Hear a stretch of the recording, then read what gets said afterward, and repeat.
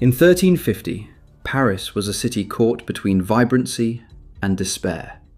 From the soaring towers of Notre Dame Cathedral to the crowded lanes of the left bank, life pulsed with activity, yet an unseen shadow stalked the population.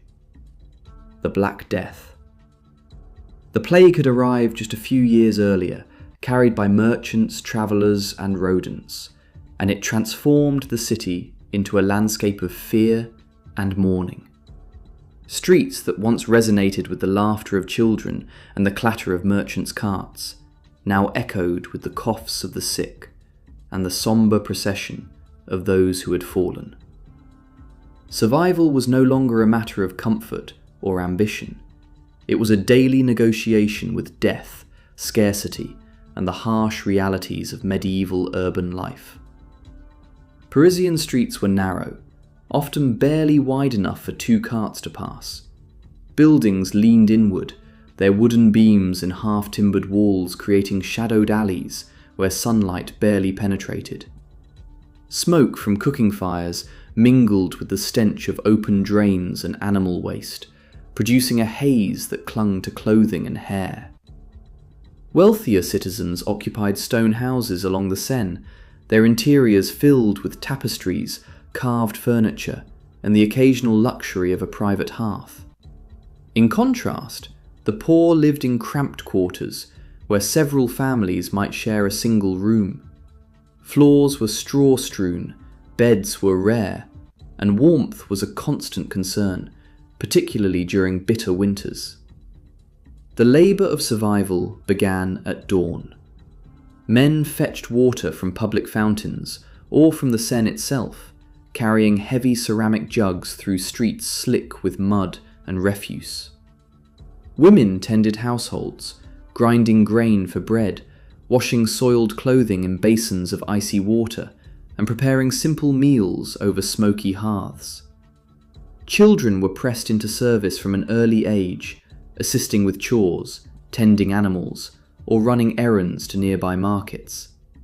Skills for survival, bargaining, food preservation, and the care of the sick were taught at home, for formal education was reserved for the affluent. Every day demanded effort. Every hour carried the potential for disaster. The markets of Paris were lifelines for ordinary citizens. Stalls overflowed with coarse bread, salted fish, legumes, and vegetables, while merchants hawked wares loudly to compete for limited buyers. Yet the marketplace was also a place of risk. Pickpockets and petty thieves prowled through the crowds, and disputes could quickly turn violent. For the poor, haggling was not a social game, but a necessary skill. One loaf of bread could determine whether a family survived the night. Even amidst the chaos, the exchange of information, rumours about reliable merchants, news of disease outbreaks, and the shifting prices of goods was as vital as food itself. Hygiene in medieval Paris was rudimentary at best. Public latrines and cesspits were common, but waste often flowed openly into gutters or the Seine, contaminating water supplies. Bathing was infrequent. The cold and cost of fuel limited access to warmth and cleanliness. In homes, the sick were isolated in dim rooms with straw or rough blankets, while family members tended them with little understanding of how the disease spread. Fever, swelling, and blackened sores marked the victims of the plague. Entire households could be wiped out within days, leaving neighbours and relatives to dispose of the bodies, often without proper rites or burials. Fear was omnipresent, and superstition frequently guided behaviour. Religious processions, prayers, and the lighting of candles were performed in hopes of protection, yet their efficacy was uncertain. Food was scarce and monotonous for most Parisians. Bread, usually coarse and heavy, formed the bulk of the diet. Thin soups made from legumes, grains, or the occasional vegetable supplemented the diet, while meat was a rare luxury, appearing only during festivals or religious feasts. Preservation was a constant concern.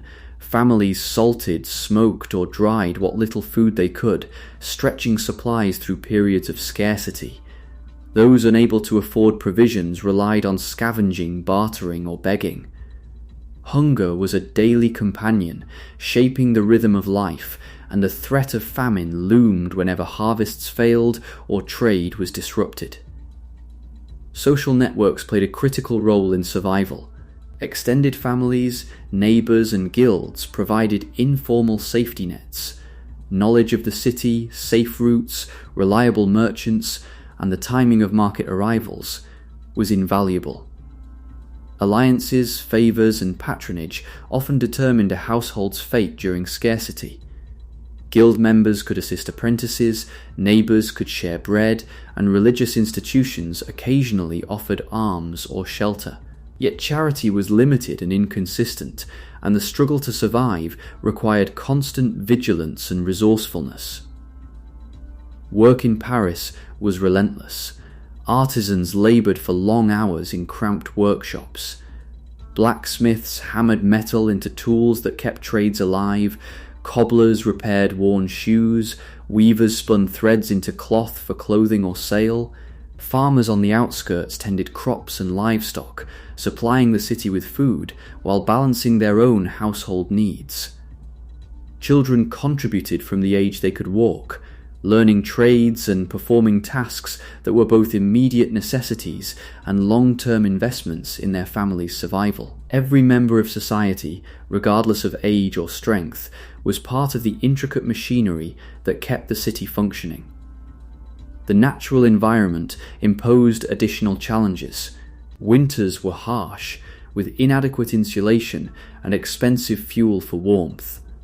Public ovens or shared fireplaces were common, forcing families to coordinate heating and cooking. Summers were hot and dusty, worsening the already difficult sanitation conditions. The Seine, vital for commerce and water, also carried contamination and overflowed during floods, destroying homes, market goods, and small gardens. Disease spread with frightening speed, and citizens were forced to adapt, improvise, and remain constantly alert. Religious observance offered structure, hope, and occasional relief. Daily prayers, mass attendance, and participation in feast days created rhythm and stability amidst chaos. Festivals allowed rare respite, providing entertainment, food, and social gathering. Yet they also revealed the stark inequalities of medieval life. While the wealthy feasted and celebrated, the poor scavenged leftovers or observed from the margins.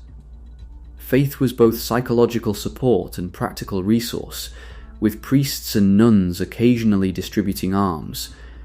But material relief was unpredictable. Nightfall in Paris brought additional perils. Streets emptied of legitimate commerce became dangerous corridors for thieves and scavenging animals. Families huddled in dim homes or crowded inns, alert to both human and environmental threats. Fires burned low in hearths, smoke curling through cracks in walls, mingling with the smell of decay and cooking. Sleep was uneasy, punctuated by hunger, fear, and illness, as survival extended into vigilance around the clock. Despite the relentless hardships, ordinary Parisians developed resilience. They shared food, repaired worn clothing, repurposed tools, and cultivated small home gardens whenever possible. Apprentices learnt trades both for future prosperity and for immediate household contribution. Markets were not only centres of commerce, but hubs of information, rumour, and opportunity. Survival was a skill imparted on every street, in every workshop, and in every home, passed from generation to generation through observation, practice, and necessity. As the day ended, when markets closed and workshops quieted, the struggle did not cease, it transformed. Families whispered prayers, tended the sick, and maintained watch over fragile possessions. Moonlight and flickering lamps illuminated a city both silent and alive, with the unseen labour of those too poor to rest peacefully continuing into the night. Hunger, disease, and exhaustion defined existence, yet ingenuity, community, and resilience ensured that life persisted, even under the most desperate circumstances.